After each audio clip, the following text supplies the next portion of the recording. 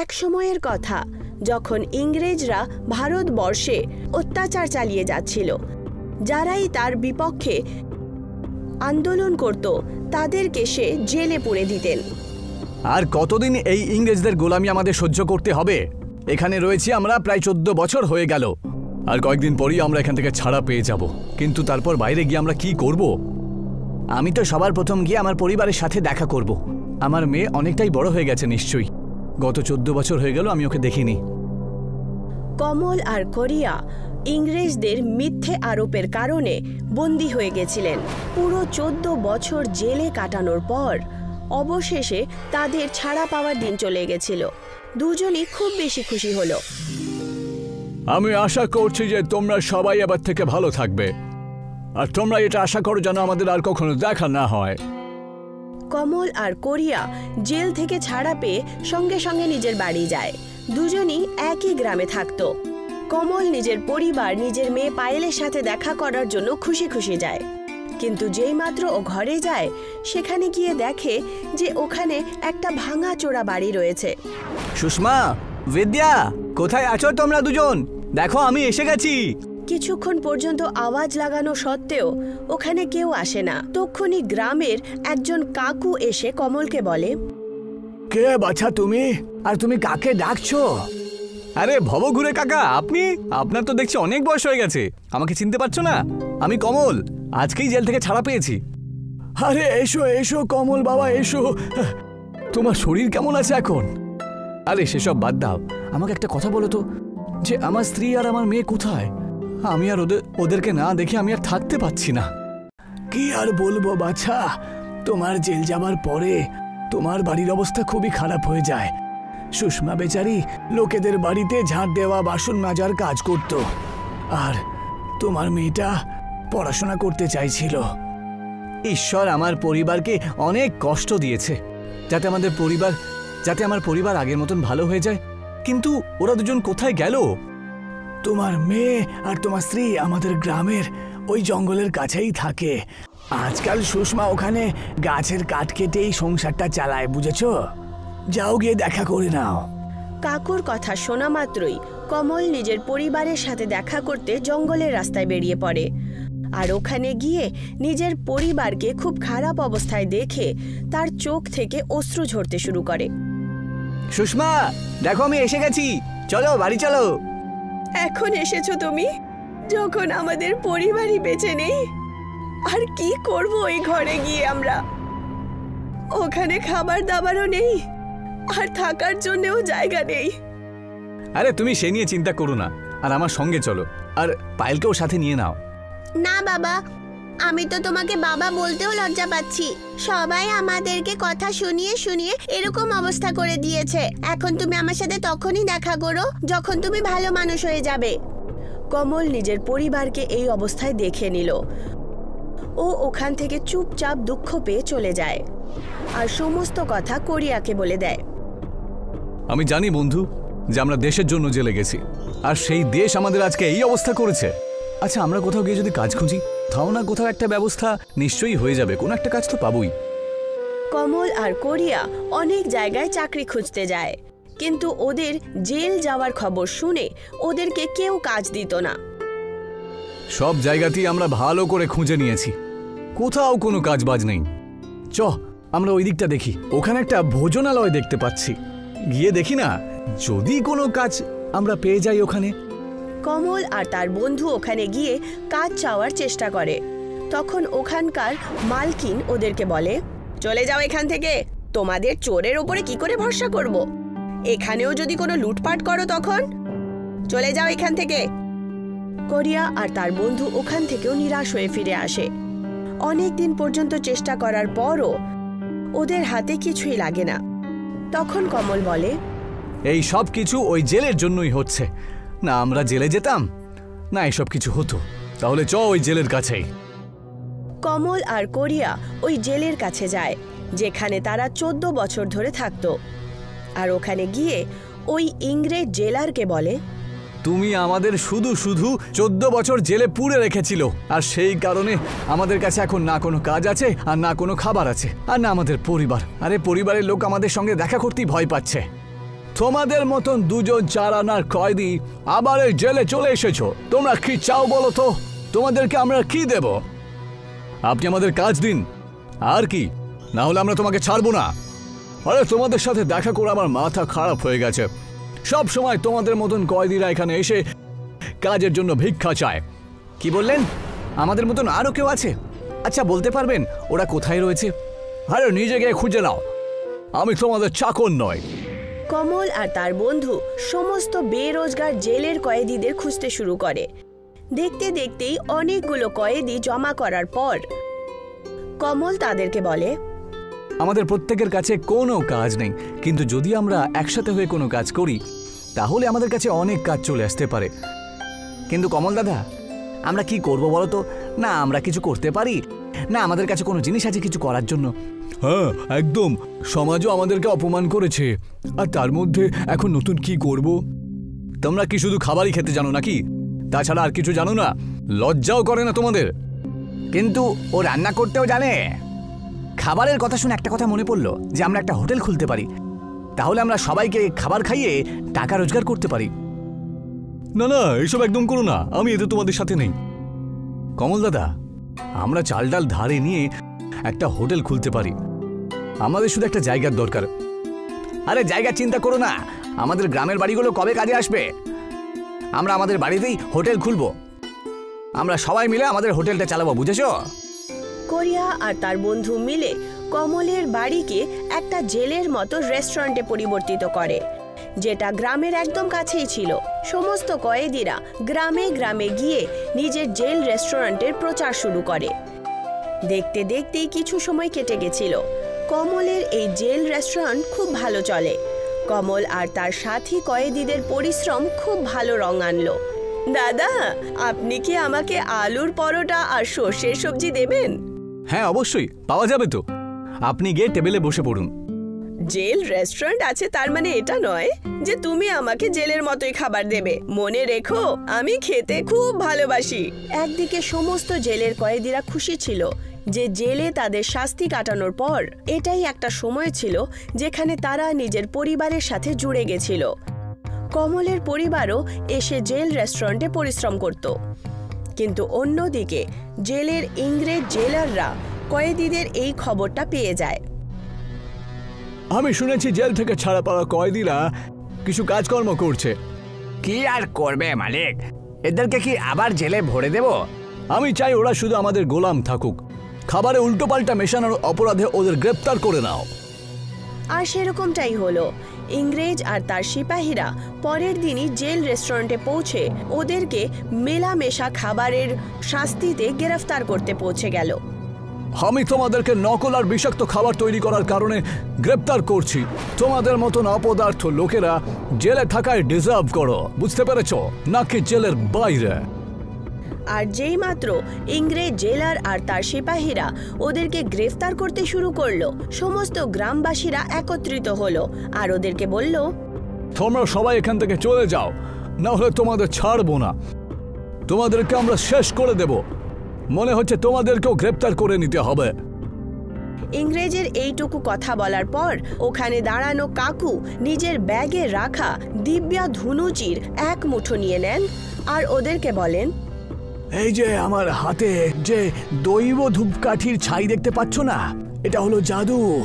এটা তো জাদু রয়েছে, তাহলে তোমরা কিন্তু আর রক্ষা পাবে না বলে দিলাম।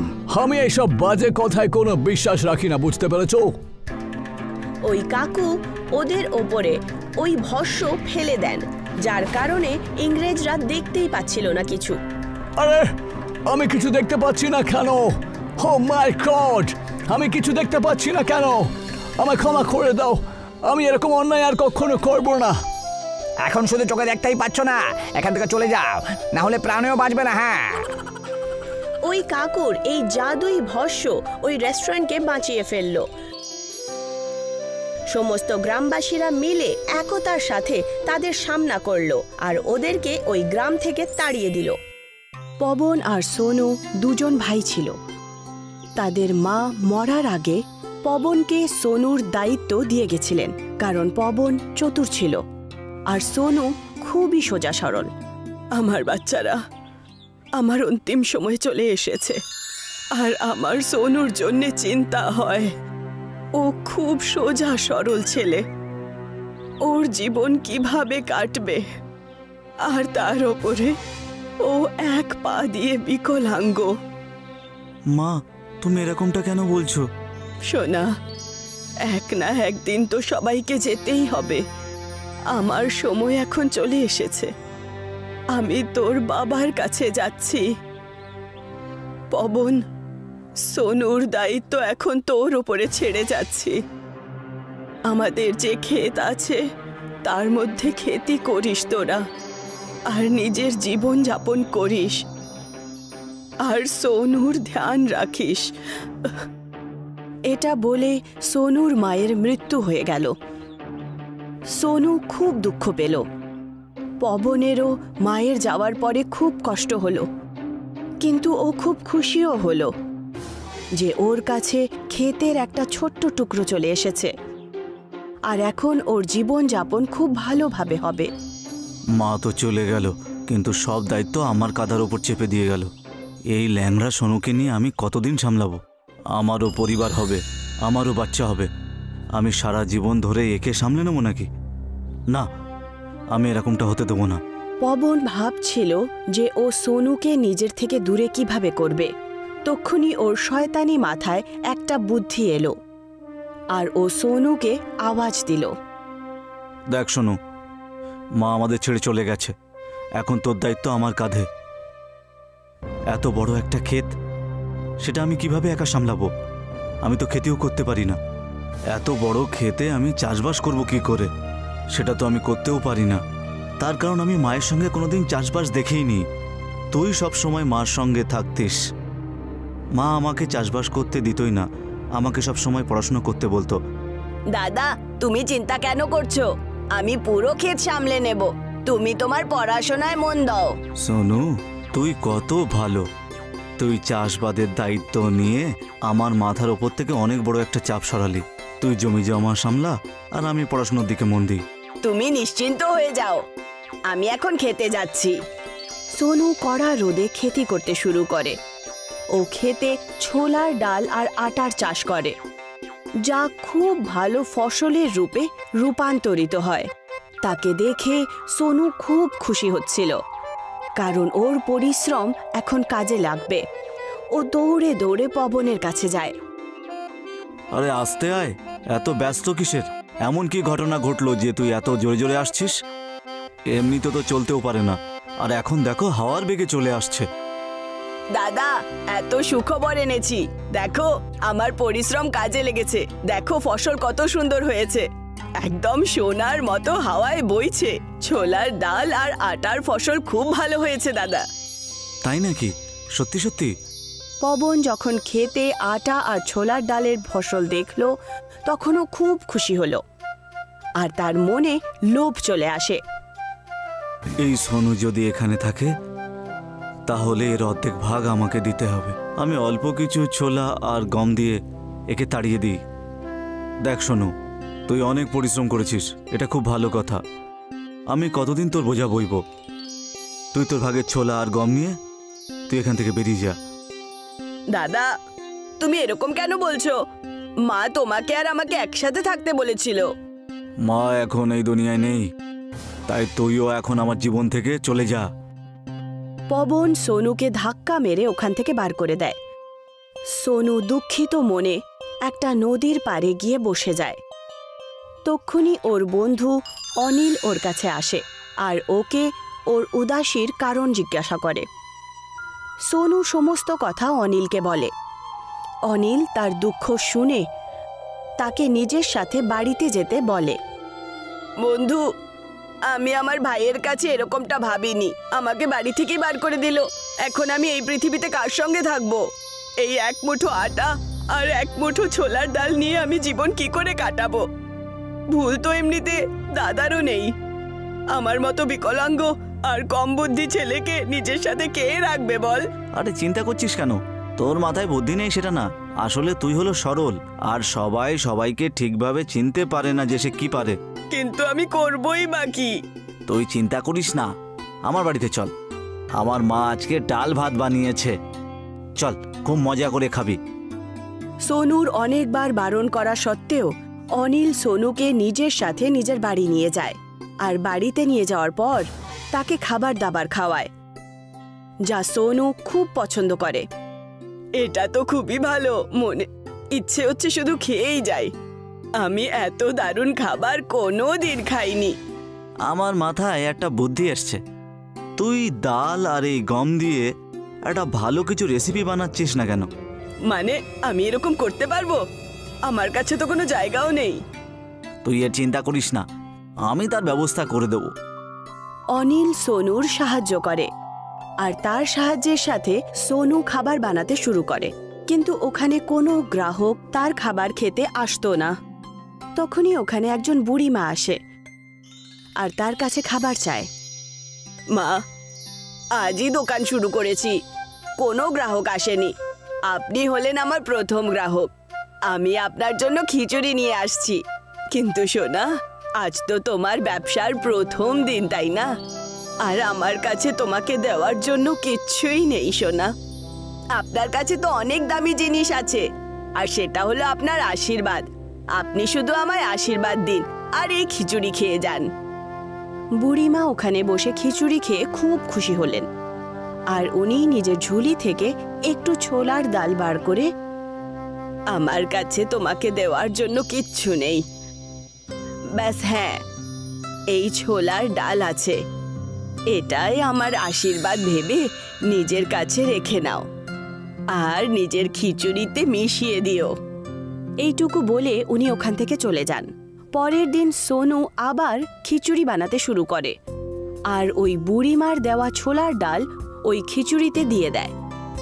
খিচুড়ি তৈরি হওয়ার পর ওখানে গ্রাহকদের ভিড় জমা হয়ে যায় আর বিকেল অবধি তার অনেক রোজগার হয়, কিন্তু সে তার আমদানিতে বিশ্বাসই করতে পারছিল না। আমার তো বিশ্বাসই হচ্ছে না, একই দিনে এত টাকা রোজগার করে ফেললাম। কাল রাত অবধি তো একটা গ্রাহকও ছিল না এখানে। এসব হলো তোর ভালো কর্মের ফল। তুই যে ওই বুড়িমাকে খাবার খাইয়েছিলি, তার বদলে উনি যে ডাল দিয়েছিল, তার জন্যই সবকিছু হয়েছে। ও ডালের রূপে তোকে আশীর্বাদ দিয়ে গেছেন।